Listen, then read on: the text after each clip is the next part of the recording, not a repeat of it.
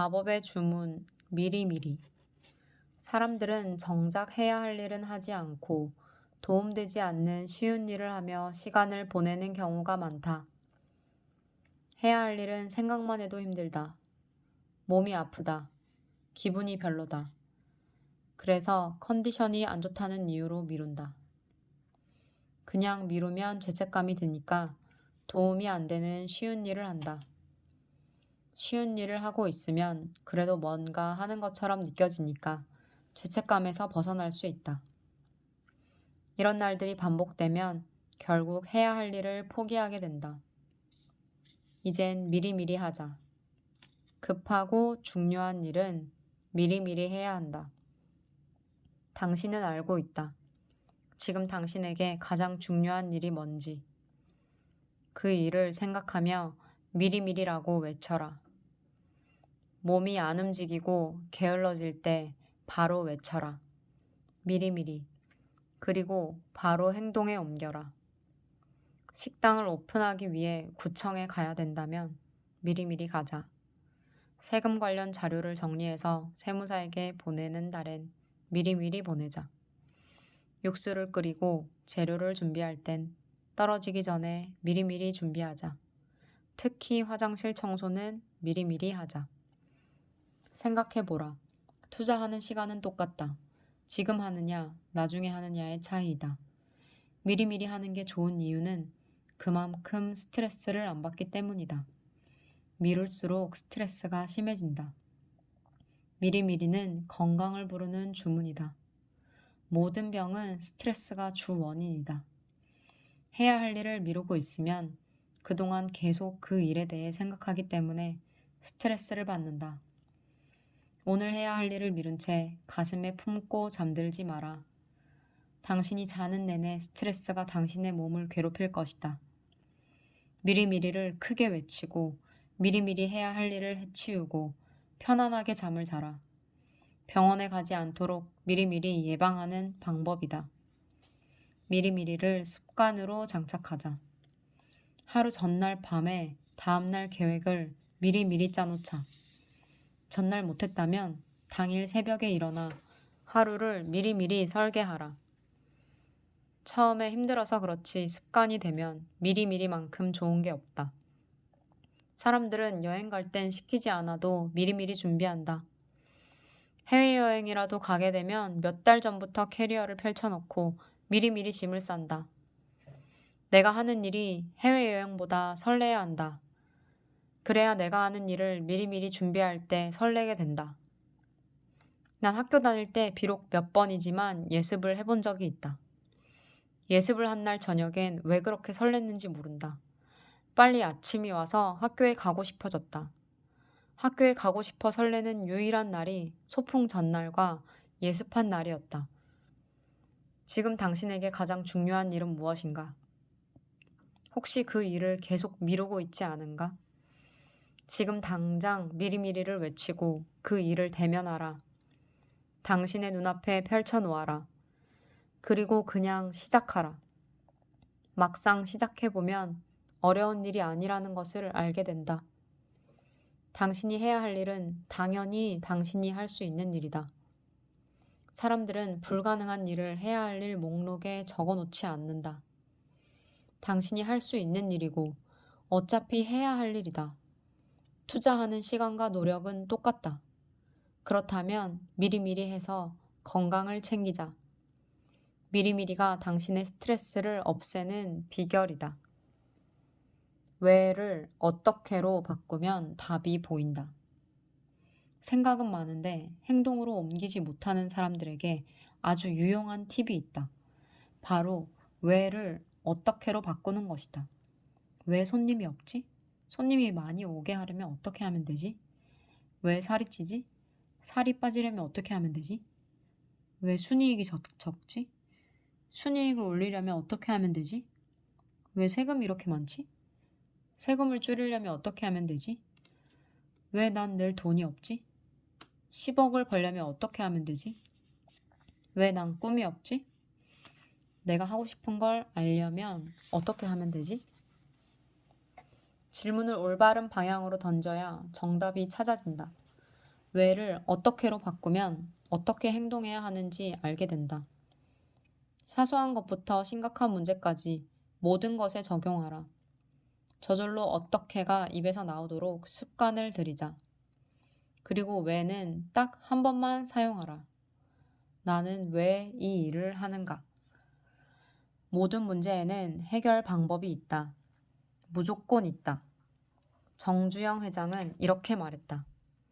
이 세상에 전쟁 말고는 모든 문제를 나 스스로 해결할 수 있다고 믿고 사업을 합니다. 당신은 할 수 있다. 우리는 할 수 있다. 책을 읽고 고요한 침묵 속에서 해결 방법을 생각하면 못할 일이 없다. 작은 것부터 하나씩 어떻게로 해결해 가면 결국 큰 문제도 풀린다. 하루 100번, 100일간 외쳐라. 인간은 하고 싶은 일을 하면서 살아야 한다. 그런데 문제는 정작 하고 싶은 일이 뭔지 모른다는 것이다. 목표를 세우라고 한다. 그런데 목표를 세우는 것도 만만치 않다. 대부분 불가능한 목표를 세우고 달려가다 나가 떨어진다. 실현 가능한 목표를 세우려면 100일 동안 하루에 100번씩 외치면 된다. 100일이 지나면 처음에 자신이 세운 목표가 바뀌어 있음을 깨닫게 될 것이다. 그렇게 바뀐 목표가 바로 실현 가능한 목표다. 스스로에게 매일 100번씩 외치면 스스로 알게 된다. 내가 경험한 100일 동안 하루 100번 외치기 과정을 소개하겠다. 2021년 8월 21일 부의 선순환으로 돈을 버는 구조를 만들었더니 돈이 더 잘 벌리기 시작했다. 그래서 난 돈을 더 벌어 도서관을 짓는다는 계획을 세웠다. 그리고 그 계획에 맞춰 목표를 세웠다. 연 매출 300억을 달성하겠습니다. 8월 26일 300억을 벌려면 어떻게 해야 할까에 집중하니 책을 읽어야 한다는 결론이 나왔다. 그래서 목표를 이렇게 바꿨다. 연 매출 300억을 달성할 때까지 책을 열심히 읽습니다. 8월 29일 책을 읽다 보니 돈 쓸 곳을 정확하게 정해야 목표한 돈이 더 잘 벌린다는 것을 알게 되었다. 목표를 다시 변경했다. 연 매출 300억을 달성할 때까지 책을 열심히 읽고 도서관을 건축하겠습니다. 9월 4일 책은 늘 열심히 읽고 있기 때문에 책을 열심히 읽는다는 목표에서 지웠다. 그리고 건축하겠습니다를 건축합니다로 바꿨다. 이미 이루어졌다고 선언하는 것이다. 미래형에서 현재형으로 연매출 300억을 달성하고 도서관을 건축합니다. 9월 6일 매일 100번씩 외치다 보니 그럼 어떻게 하면 될까에 집중하게 됐다.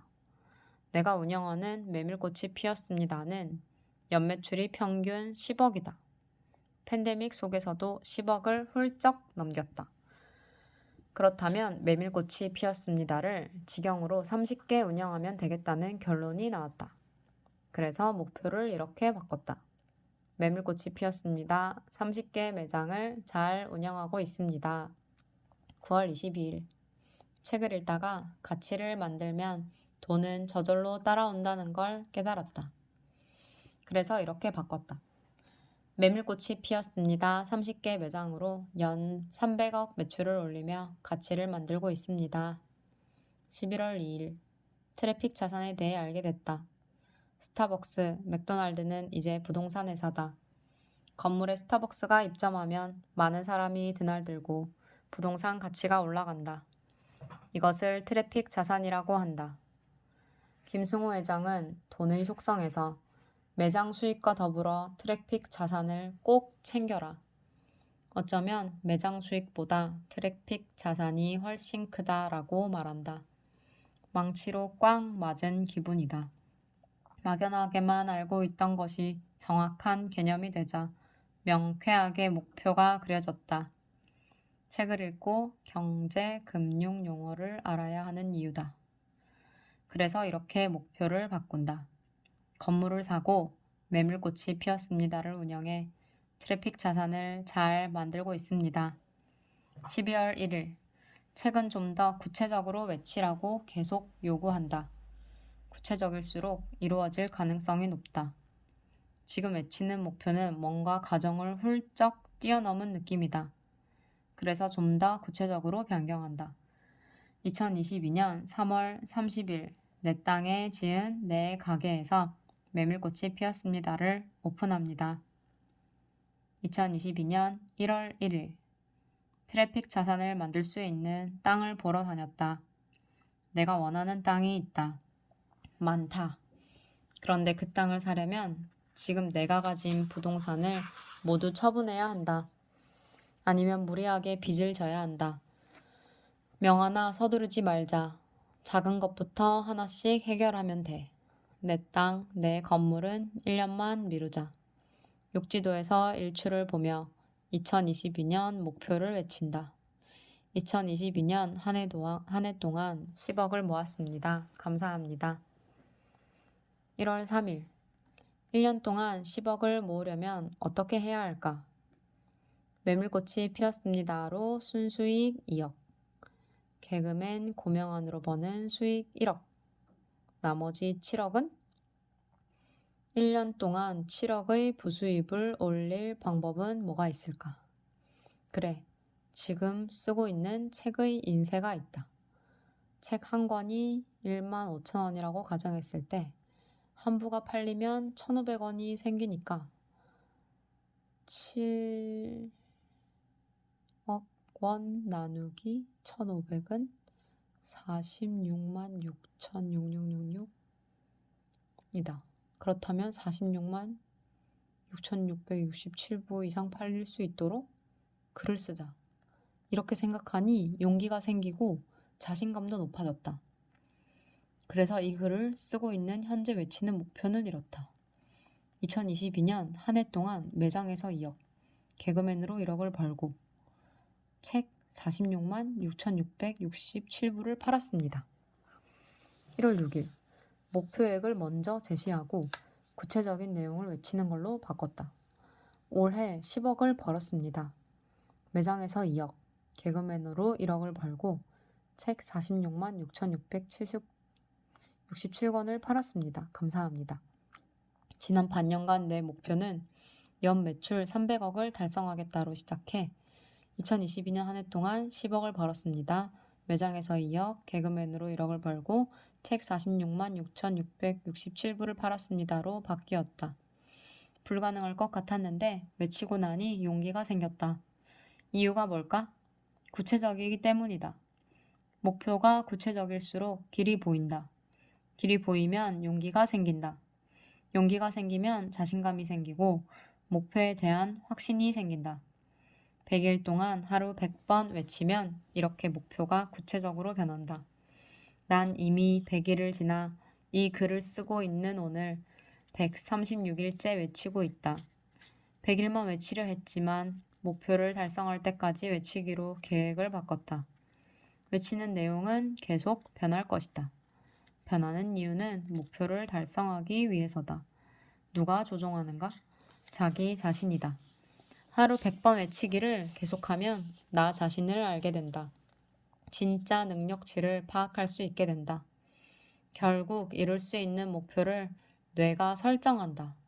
그리고 결국 목표를 이루게 된다. 처음엔 원대하게 외쳐라. 한국의 스티브 잡스가 된다. 삼성보다 더 큰 회사를 만든다. 요식업에서 백종원보다 유명한 대가가 된다. 내가 만든 브랜드가 대기업에 1조에 팔린다. 원대하게 외치다 보면 결국 지금 이룰 수 있는 작은 목표를 설정하고 이룰 수 있게 된다. 하지만 걱정 마라. 목표가 축소된 게 절대 아니다. 오늘부터 외쳐보자. 원대하게 이 글을 읽었다고 처음부터 구체적으로 외치지 마라. 크게 시작하면 저절로 구체적인 방법을 찾아가게 된다. 미리 작은 목표를 설정하지도 마라. 하루에 100번 외친다는 것은 최소한 그 정도는 자신의 꿈을 생각한다는 의미이다. 당신은 하루 동안 당신의 꿈을 얼마나 생각하는가? 단 한 번도 생각하지 않고 지나가는 날이 부지기수일 것이다. 내 꿈을, 내 목표를 계속 생각해야 한다.